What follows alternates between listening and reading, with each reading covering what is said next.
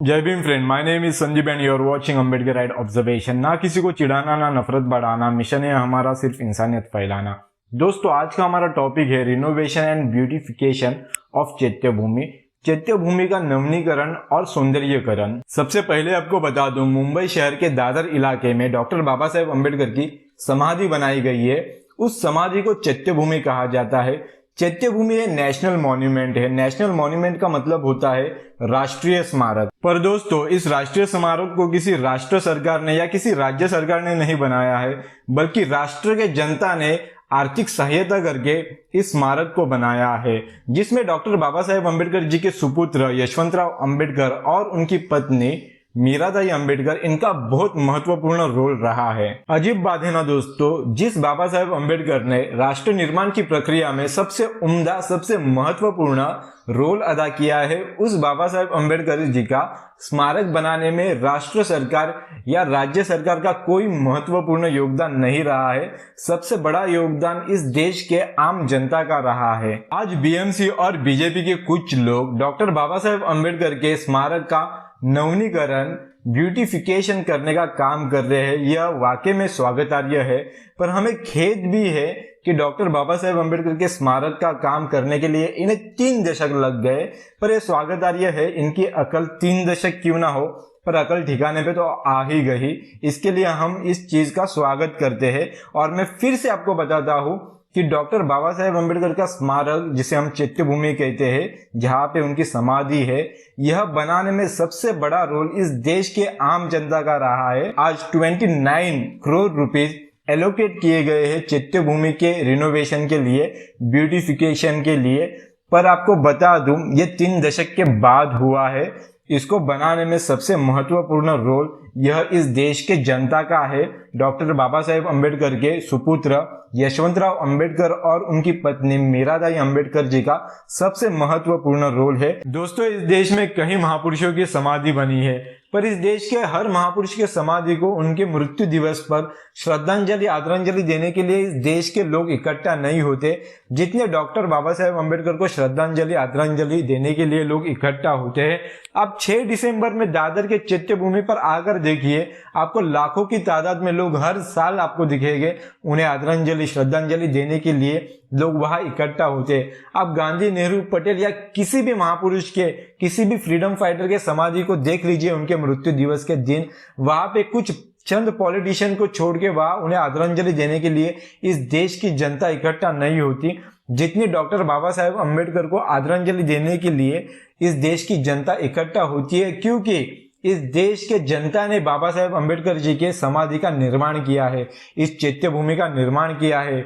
भैया साहेब अम्बेडकर, जिनका यशवंतराव अम्बेडकर नाम है, बाबा साहेब अम्बेडकर के सुपुत्र, उनके नेतृत्व में यह चैत्यभूमि का निर्माण किया गया है। आज बीएमसी द्वारा 29 करोड़ रुपए का प्रावधान किया गया चैत्यभूमि के नवनिर्माण के लिए, उसके सौंदर्यीकरण के लिए। तो हमारे लोग खुश हो पड़ते हैं, पर उन लोगों को समझना चाहिए कि इस सरकार की नीयत क्या है, इस सरकार की मंशा क्या है, इस सरकार की जातिवादी मानसिकता। आप मोदी ने जो इंदू मिल का काम शुरू करने का दावा किया था, उस इंदू मिल का काम को आप देख सकते हो।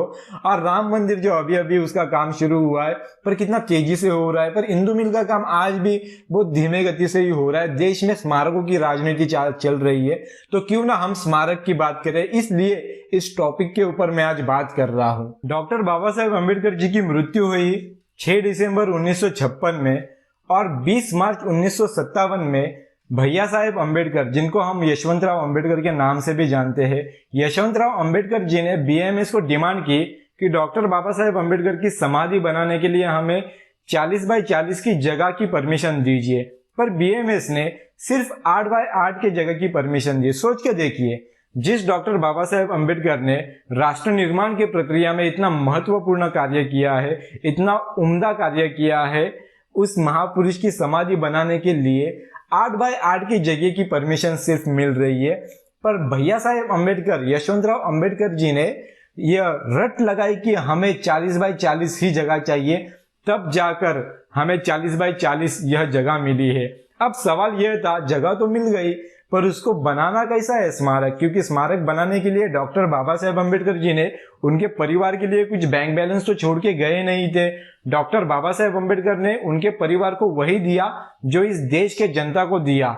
वह बात थी आजादी, वह बात थी आत्मसम्मान। दोस्तों सच कहूं तो सरकार ने जगह नहीं बल्कि ये जिम्मेदारी उठानी चाहिए थी डॉक्टर बाबा साहेब अम्बेडकर जी के स्मारक को बनाने की, पर सरकार ने सिर्फ जगह दी और ये जिम्मेदारी डॉक्टर बाबा साहेब अम्बेडकर के सुपुत्र यशवंतराव अम्बेडकर जी के ऊपर थोप दी। अब प्रश्न था कि इस स्मारक को भव्य दिव्य रूप से कैसे बनाए। लोगों को आर्थिक सहायता के लिए अपील की, लोगों ने आर्थिक सहायता भी की, फिर भी पैसे कम पड़ रहे थे क्योंकि स्मारक भव्य दिव्य रूप से बनाना था। जब 1966 में 1966 में डॉक्टर बाबा साहेब अम्बेडकर जी की 75 जयंती थी, उनका 70 बर्थ एनिवर्सरी थी, उस बर्थ एनिवर्सरी के दिन एक भीम ज्योत निकाली गई मध्य प्रदेश के महू गांव से। उस मध्य प्रदेश के महू गांव से जो भीम ज्योत निकाली गई वह मुंबई के राजगृह तक लाई गई। उसमें जितने भी जिले आए, जितने भी शहर आए, जितने भी गांव आए, हर गांव शहर के लोगों ने उस भीम ज्योत में धम्मदान दिया। उस धम्मदान से यह चैत्य भूमि का निर्माण किया गया है। खुशी भी होती है, दुख भी होता है। खुशी इस बात की होती है कि हमारे बाबा साहेब अम्बेडकर जी का जो स्मारक है, उनकी जो समाधि है, यह समाधि हमने खुद बनाई है, इस देश के लोगों ने बनाई है। महू से भीमज्योत निकाली गई थी, उस भीमज्योत में लोगों ने धम्मदान दिया है। मध्य प्रदेश से लेके पूरे भारत के लोगों ने उसमें धम्मदान दिया है, तब जाके हमारी चैत्य भूमि का निर्माण हुआ है। इसलिए मुझे गर्व है हमारे लोगों पे और खेद है इस देश के जातिवादी मानसिकता रखने वाले सरकार पे।